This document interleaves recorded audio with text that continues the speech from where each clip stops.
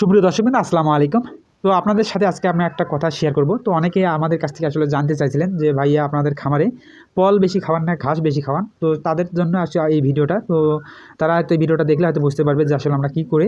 তো মূলত আমাদের খামারে কিন্তু প্রধান শক্তি সেটা হচ্ছে আমাদের ঘাস। কারণ আমরা ঘাস প্রচুর পরিমাণে কিন্তু গাভীকে আমরা দিয়ে থাকি। তো কারণ যেহেতু আমাদের এখানে গাভীর আর কি ফার্ম, তো মূলত এই কারণে আসলে আমাদের ঘাস বেশি থাকবে, এটাই স্বাভাবিক। কারণ আমরা ঘাস প্রচুর পরিমাণে খাওয়াই, মানে এটা আসলে বলেও বোঝাতে পারবো না। তো মূলত আমাদের সময় কিন্তু আসলে 3 বেলা দেওয়া থাকে। তো তারও বেশি একটু সময় দিতে হয়, কারণ যেহেতু এই গরুগুলো যখন আমরা বাইরে যখন যাই, তো বাইরে থেকে আসার পর যখন আমরা বাড়িতে ঢুকি, তো তখন কিন্তু আমাদেরকে দেখলে কিন্তু গরু আর কি লাফালাফি ঝাপাঝাপি করে। তো তারা বোঝে যে আসলে আমরা যেহেতু আসছি, তো ওদেরকে আমরা খাবার দেবো। তো এই কারণে আসলে তখন লাফালাফি করে, তখন কিন্তু আমরা দিয়ে থাকি।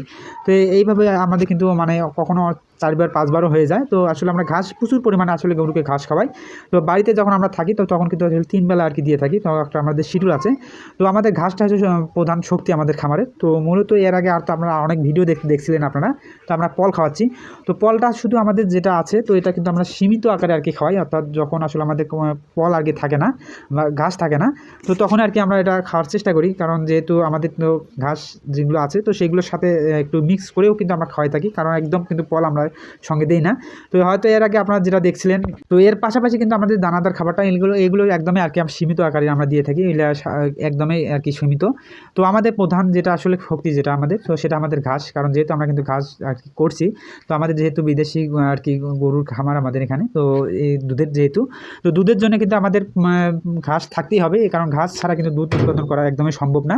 তো এর পাশাপাশি আপনারা হয়তো আজকে আপনারা দেখতে পারবেন যে আসলে পল আসলে আমরা কিছু কিন্তু খাওয়াই থাকি। তো মূলত আমাদের পল খাওয়ানোর কারণটা হচ্ছে, তো আজকে কিন্তু আমাদের ঘাস একটু শর্টে আজকে আছে। আমরা কিন্তু ঘাস একটা এখনও কাটতে যাইনি, কারণ আমাদের অন্য জায়গায় কাজে যাইতে হয়েছিল। তো ওখান থেকে কাজ থেকে এসে আর কি আমাদের ওখানে ঘাস এই রোদে আর কি ঘাস কাটা আমাদের পক্ষে সম্ভব না। তো এই কারণে ঘাসটা আমরা কিন্তু বিকালের দিকে কাটতে যাবো।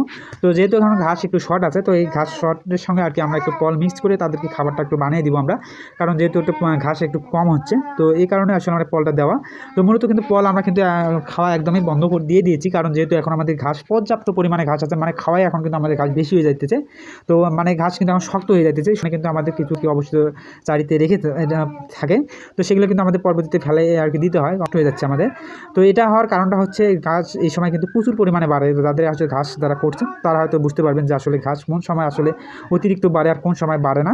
তো এটা আসলে তারাই বুঝতে পারবে।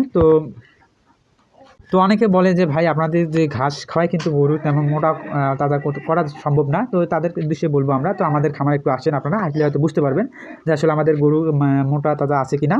তো আসলে আমাদের এগুলো আসলে আমি বিশ্বাস করি না, কারণ যেহেতু আমি এগুলো পালন করে আসতেছি। কারণ এই পল আসলে খাওয়া যেহেতু পলের যে দাম অনুযায়ী কোনো আসলে খাওয়া পোষা সম্ভব না।